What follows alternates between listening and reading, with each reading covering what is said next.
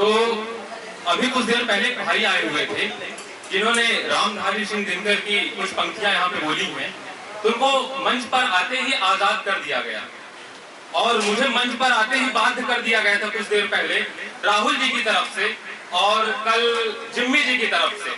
मुझे बोला गया आपको पैट्रियोटिक बोलना है कुछ, तो आज से पहले तक मैं नहीं जानता था कि पैट्रियोटिक होता क्या है। भाई हम तो ठहरे देशभक्त, हिंदी जुबान के अलावा अंग्रेजी जुबान को करीब भी नहीं आने देते हैं, इसलिए इसके पहले मुझे पता नहीं था कि इसका मतलब देशभक्त ही होता है।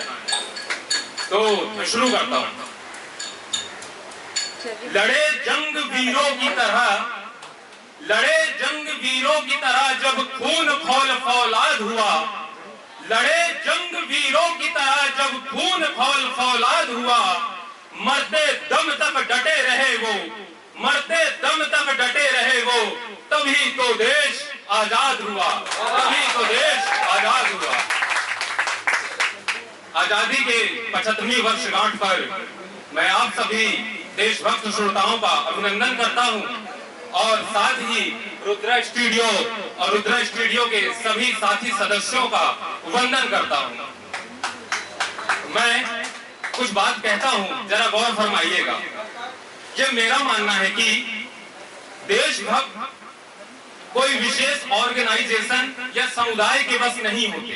ये मेरा मानना है, देशभक्त किसी विशेष ऑर्गेनाइजेशन या समुदाय बस के नहीं होते।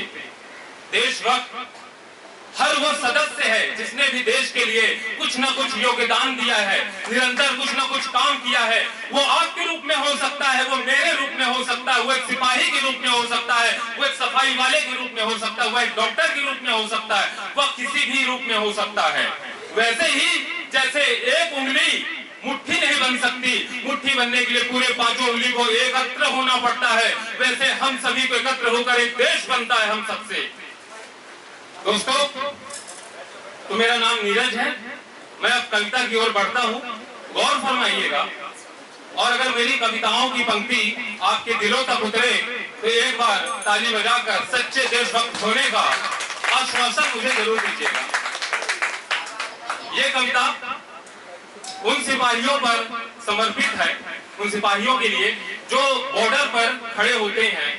तो कैसे एक सिपाही दूसरे सिपाही से बात करता है, वो इस कविता में कहा गया है, गौर फरमाइएगा। क्योंकि एक सिपाही की जब चिट्ठी आती है तो दूसरा सिपाही जो पोस्टमैन के पद पर तैनात होता है वो चिट्ठी लेकर आता है, तो क्या कहता है?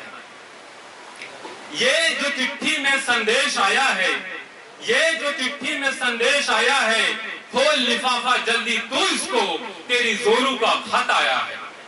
ये जो चिट्ठी में संदेश आया है, खोल लिफाफा जल्दी तू इसको, तेरी जोरू का खत आया है। पढ़ पढ़ बता तू मुझको कितने पन्नों को आंसू में पाया है, पढ़ बता तू मुझको कितने पन्नों को आंसू में पाया है। ये जो चिट्ठी में संदेश आया है, खोल लिफाफा जल्दी तू इसको, तेरी जोरू का खत आया है। तो जिसके लिए खत आया होता है वो पढ़ता है, खोलता है पहले फिर पढ़ता है। तो क्या कहता है? ये जो चिट्ठी में संदेश आया है, देख, ये जो चिट्ठी में संदेश आया है, देख, ये तो हर पन्ना आंसू में भीगा है, देख, ये तो हर पन्ना आंसू में भीगा है। चित्र बना है शिशु का, समझ नहीं आता है अक्षर, जाने क्या संदेशा भेजा है, जाने क्या संदेशा भेजा है। क्योंकि जब किसी के घर वाले अपने बेटे को, जो सिपाही पे बॉर्डर पे तैनात होता है, उसको चिट्ठी लिखते हैं, तो लिखते वक्त उनके आंखों से आंसू अक्सर छलक जाते हैं, क्योंकि वो ये सोचते रहते हैं कि हम तो 4 निवाले यहाँ पे खा रहे हैं, क्या हमारा बेटा वहाँ जिंदा होगा भी कि नहीं होगा, क्या उसे निवाला नसीब हो रहा होगा। तो लिखते वक्त आंसू फैल जाते हैं और चिट्ठी की जो स्याही होती है वो फैल जाती है और चित्र का रूप ले लेती है। इसलिए वो कहता है कि देख, ये जो चिट्ठी में संदेश आया है, देख, ये तो हर पन्ना आंसू में भीगा है। चित्र बना है शिशु का, समझ नहीं आता है अक्षर, जाने क्या संदेशा भेजा है। तो उसका जो दूसरा मित्र रहता है जिसने चिट्ठी दी होती है, वो कहता है, ये जो चिट्ठी में संदेश आया है, शायद तेरी जोरू का बच्चा होने वाला है, शायद तेरी जोरू का बच्चा होने वाला है। अब तो विराम लगा है युद्ध में, जा खत लिख दे हूँ अगले माह दिवाली में, भेजता हूँ चंद पैसे पटाखों और दीवारी के, जा खत लिख दे मिलता हूँ अगले माह दिवाली पे, भेजता हूँ चंद पैसे पटाखों और दीवारी के। ये सुनकर सिपाही जो होता है क्या प्रतिक्रिया देता है, गौर फरमाइएगा। और अगर मेरी पंक्ति की लाइन आप तक उतरे तो एक बार तालियों से मेरा हौसला जरूर बढ़ाइएगा।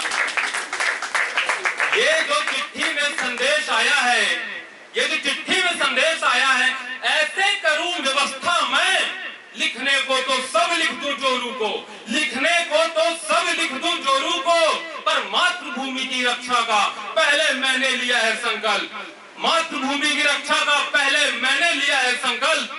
ये देखकर उसका मित्र उसका कैसे मनोबल बढ़ाता है, क्योंकि मनोबल ही है जो एक सिपाही को ठंड में, गर्मी में, बरसात में खड़े रहने के लिए वहां पे तैयार करता है। तो कैसे उसका मनोबल बढ़ाता है। ये जो चिट्ठी में संदेश आया है, बोल चक्रव्यूह की रचना हम सब मिल भेदेंगे, बोल चक्रव्यूह की रचना हम सब मिल भेदेंगे, जा लिख दे तू खत होने वाले नवजात शिशु को पहली शक्ल हम ही देखेंगे, जा लिख दे तू खत होने वाले नवजात शिशु को पहली शक्ल हम ही देखेंगे। ये जो चिट्ठी में संदेश आया है, ये जो चिट्ठी में संदेश आया है, छिड़ा संग्राम है यहाँ पर, छिड़ा संग्राम है यहाँ पर, नहीं है ये साधारण व्यूह, अभिमन्यु सा अगर हाल हुआ हमारा तो अर्जुन सी सैन्य रचना तुम करना, बन हरि कृष्ण का शिष्य आगे आगे बढ़ते रहना, बन हरि कृष्ण का शिष्य आगे आगे बढ़ते रहना। तो कैसे सिपाही प्रतिक्रिया देता है, क्या लिखता है, ये गौर फरमाइएगा। ये जो चिट्ठी में संदेश आया है, ये जो चिट्ठी में संदेश आया है, छिड़ा संग्राम है यहाँ पर, अभिमन्यु से अगर हाल हुआ हमारा तो अर्जुन सी सैन्य रचना तुम करना, बन शिष्य हरि कृष्ण का आगे आगे बढ़ते रहना। तो उसका दोस्त उसको क्या प्रतिक्रिया देता है, ध्यान दीजिएगा। ये जो चिट्ठी में संदेश आया है, ये जो चिट्ठी में संदेश आया है, माफ कीजिएगा थोड़ा सा,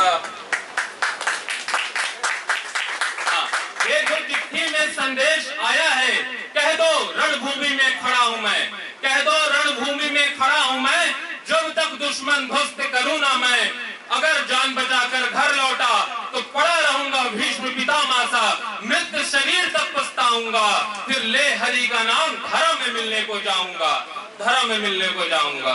धन्यवाद दोस्तों। जाते जाते मैं विस्मिल जी की कुछ पंक्तियां बोलना चाहूंगा, गौर फरमाइएगा। दोहराना चाहूंगा, बोल तो पहले ही गए थे, मैं दोहराता हूं। सरफरोशी की तमन्ना अब हमारे दिल में है, सरफरोशी की तमन्ना अब हमारे दिल में है, देखना है जोर कितना बाजुए का दिल में है, देखना है जोर कितना बाजुए का दिल में है लिए हथियार दुश्मन ताक में बैठा इधर, और हम तैयार हैं सीना लिए अपना इधर, खून से खेलेंगे होली घर वतन मुश्किल में है, सरफरोशी की तमन्ना अब हमारे दिल में है, सरफरोशी की तमन्ना अब हमारे दिल में है। जय हिंद, जय दोस्तों, जय